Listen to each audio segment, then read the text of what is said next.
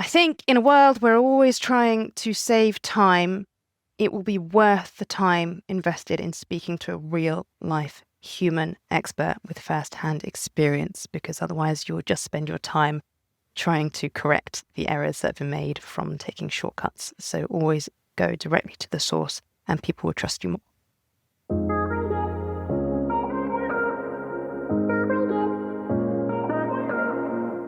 I'm Katie Thompson, founder of Katie Lingo, and this SEO in 2025 Additional Insights. Katie, what's your additional insight for SEO in 2025?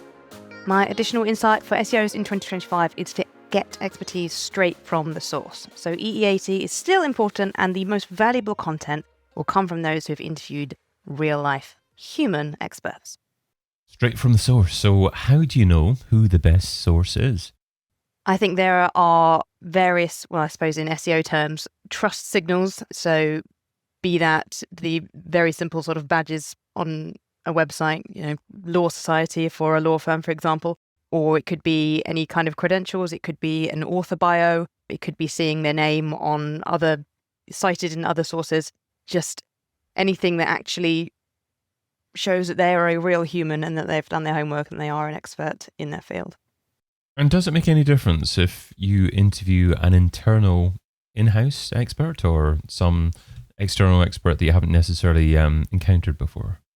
I think, again, the proof is in the pudding. So be they internal or external, what can they show me to prove that they have had success in their field? So, if I've worked in-house on a brand and I've driven XYZ campaign and generated this many sales or whatever, and I have proven case studies, then yes, okay, I'm an expert in that. But equally, you could say I've worked with many different brands. I've appeared on this many podcasts. I've been on these panels, things like that. So yeah, how they can, I always say, show me, don't tell me, which is kind of a sort of copywriting principle that I apply. So yeah, proof is in the pudding.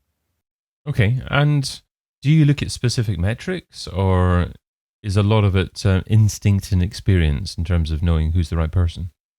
A little from column A, a little from column B. I think particularly like in the world of SEO, there are big names that we hear of, like Lily Ray or Mark Williams Cooks, for example, just to name drop some people out there. So in terms of metrics, it could be something as simple as number of LinkedIn followers or number of times they've appeared on Search Engine Journal or, various press cuttings, things like that. But equally, your own instinct, I think, I'm sure you'll agree, you get a feel for who's the real deal and who's a bit of a cowboy. And it might be someone that you've never come across before, but then actually when you delve deeper into kind of their online footprint, okay, their LinkedIn profile, their website, where they've appeared, okay, fair enough, for whatever reason, I've never come across them, but I can see actually they do have first-hand experience in their field. And I think to a certain degree that people are self-selecting. In other words, if you ask someone to be interviewed by something for a project, if they feel that they're not an expert, then often they'll decline and say, perhaps someone else instead. Yeah, definitely. Unless they have the bravado and just think that they can just of a fool. yeah, get away with it anyway. But hopefully, anyone with integrity would say, "Look, I'm perhaps not best placed to do this, but I can recommend you this person instead." And do you do anything to make it more likely that they will accept the invitation that you are providing them? I wouldn't want to say, here's the exposure you'll get, because this is something that freelancers hear all the time. And we always say, exposure will pay the bills. I think it almost about showing gratitude and sort of saying, we would really appreciate your insights, kind of buttering up a little bit, honestly, and saying, obviously, we've seen your expertise in XYZ, and we'd love to have your thoughts on this. So if there is no sort of monetary incentive or whatever, rather than just saying, oh, you get loads of exposure, which doesn't mean anything really, just again flattering them and just saying, actually, you'd really, really be helping a lot of people in your community who are perhaps starting out in this field. And is there any format that makes it more likely that someone's going to say yes? I think they've got to see what's in it for them. I'm just thinking, like, if people were to come to me, for example, obviously you've invited me on this podcast, or I've been on the BBC World Service came to me to talk about AI. So in that sense, the association. So okay, yes, obviously I'm going to say yes because it's the BBC. That's a massive deal. So yes, in that sense, it is about exposure. But yeah, the credibility, I suppose, of the source, wherever you're being published would be a big incentive. But equally, I just think your approach, if you're polite about it and just are honest. Okay, we can pay you or we can't pay you, or this would be really helpful. I just think the best approach is to be transparent, and however you approach them, someone over email or phone or whatever, just say, we'd really, really appreciate your thoughts on this. And this is how you'd be helping out. And if they're a good person and they've got the time and being clear about how much time it would take, and if there'd be any traveling involved and stuff like that, again, just being completely transparent. Is it becoming more normal to pay experts now? Nowadays, I mean, if you look at the way sort of journalism is going and everything like that, or people talk about paid links or paid guest posts and stuff like that, I wouldn't say it was normal, but I would say it's kind of, people see that as a shortcut because it's so hard to get people's time nowadays, and particularly with things like journalism, everything's behind a paywall or everything is funded by ads or whatever. So there might have to be that monetary incentive, but then is that ethical? Is that just buying links? Are they just appearing because money has changed hands? I'd rather see it where no money changed hands, but someone is appearing on whatever podcast or contributing their thoughts to an article because they want to contribute and help their community. And in terms of assisting with EAT, assisting with building up that experience, expertise, authoritativeness, and trust on as in how your site's perceived by Google, is there a best way to publish that content? Is it better to focus on the written form and perhaps include multiple experts within a page on your website, or have you noted that another type of another form is more effective? I've tried both approaches. If it's, let's say, a really, really niche topic that one particular expert might have a lot of experience in, I might do it more sort of question and answer format, and just more of an interview specifically, so the focus is almost on them and their first-hand experience. Or if it's a slightly broader topic, then I might speak to 2 or 3 people, and in both cases sort of have like the bios down the bottom and external links out to their website as well. But I think it is just on a case-by-case basis. But generally, I would put my sort of journalist hat on because I trained in journalism, so I'm used to sort of interviewing people. So it's nice to get a broad range of perspectives if it is a topic that more, sort of lower level, more kind of accessible topic that a lot of people can share different experiences on. But if it's something really, really specific, let's say a medical topic, then it might be better just to hone in on one person. And do you have a preferred interview format? For instance, do you send them questions beforehand? Do you like to stick to a certain length? What I normally do is, for example, we do a lot of work with Reuters, so second largest news agency in the world, hopefully still. We do a lot of work with their supply chain arm. And what they do is they will source various experts and we'll put together like a white paper, and we'll have sort of 3 or 4 chapters, and within those chapters, 4 or 5 questions within it. But these are kind of loose questions, and it might be the same set of questions for different people, but we might say, actually, that's not as applicable to you as it is to this one, so don't worry if you don't answer that. And then it kind of turns into a bit of an organic conversation. So it's not rigidly question and answer. I might be like, oh, okay, oh, that's interesting. And then we might just go off on a tangent, but bring it back round to kind of the theme of the chapter, if that makes sense. So semi-rigid, I suppose. Okay. And does this get managed like a project, in that do you maybe sit down once a quarter and decide what your content marketing strategy is going to be, and then decide, okay, I want to, as part of this, interview a dozen people on this particular topic, and then reach out to people from that? Or is it simply a case of, on an ad hoc basis, reaching out to thought leaders, reaching out to experts, and once you get them available, simply featuring them as a blog post on your site?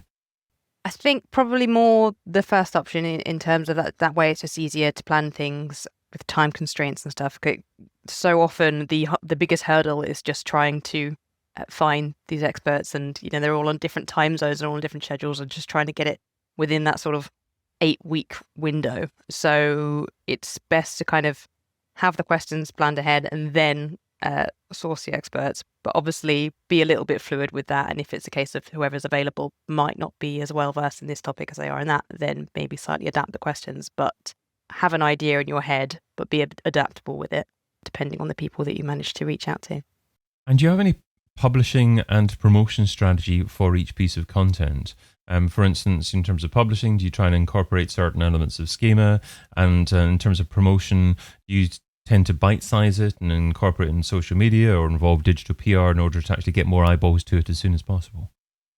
Yeah, schema, obviously, definitely using things like author tag. In terms of promotion, I think it's really important to leverage the expert themselves. So collaborate with them on any kind of social media post, because if they are an expert, then in theory, they will have a large network so they can share it as well.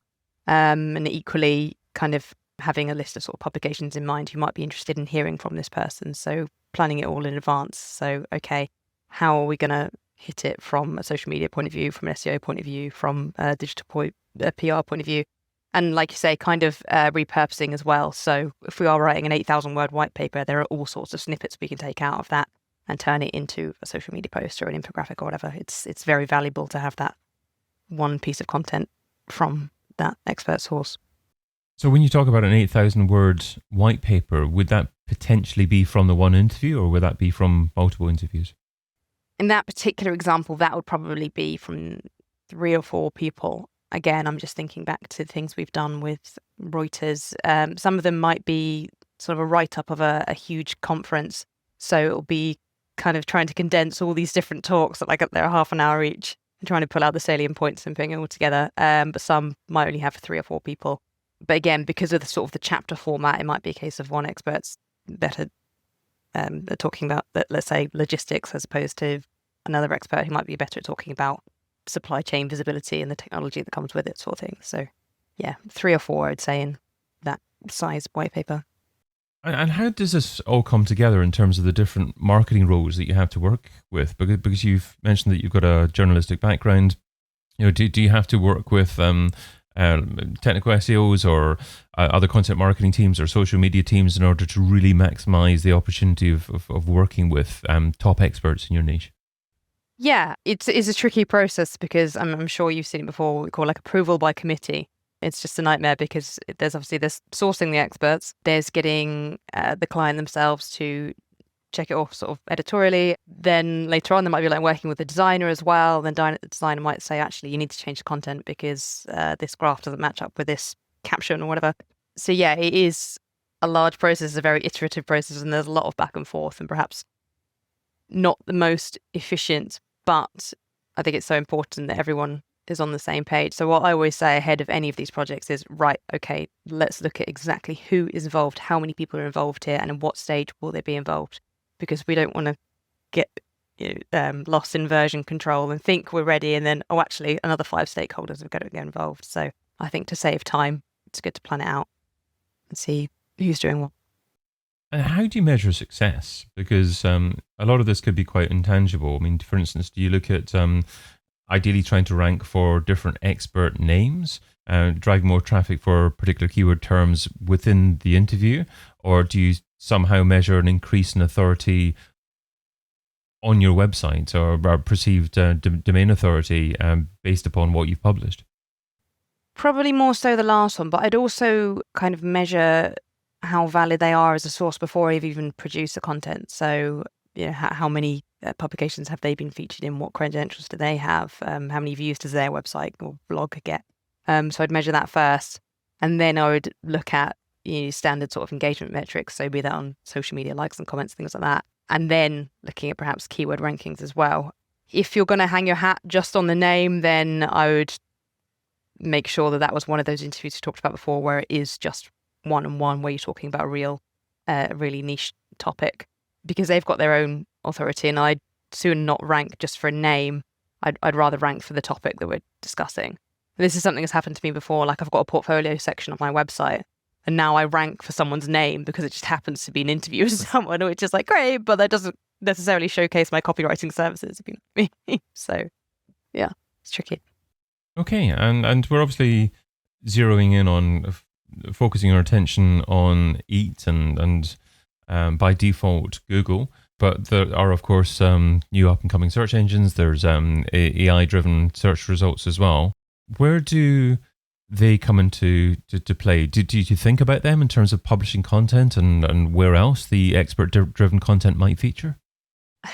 I could talk about AI all day. I won't, but it is obviously something that's on my radar. But I think fundamentally, a lot of the same principles that you would apply just to standard SEO before AI overviews even came along still apply. This is something that I practice and call it narcissistic. And if I Google who is Katie Lingo, I make sure that I've got a knowledge graph coming up there, and I make sure that, having a good about page, having author schema, having my name on other publications, podcasts, it's all there. So it's kind of about building your own personal brand online as well. So I am very wary of LLMs, and as such, I would just try to optimize my site for those as much as I would in a general SEO sense. So making sure that my name can be associated with everything I want it to be associated with content marketing expertise and copywriting, stuff like that. So yeah, I think it's just about, we don't need to reinvent the wheel here. And I think that's the problem. A lot of people talk about geo and stuff like that. And actually, as long as you just adhere to the same EEAT principles,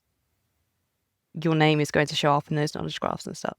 It annoys me when I see people like using like fake testimonials and getting like an AI image of someone and saying like, John Smith said this.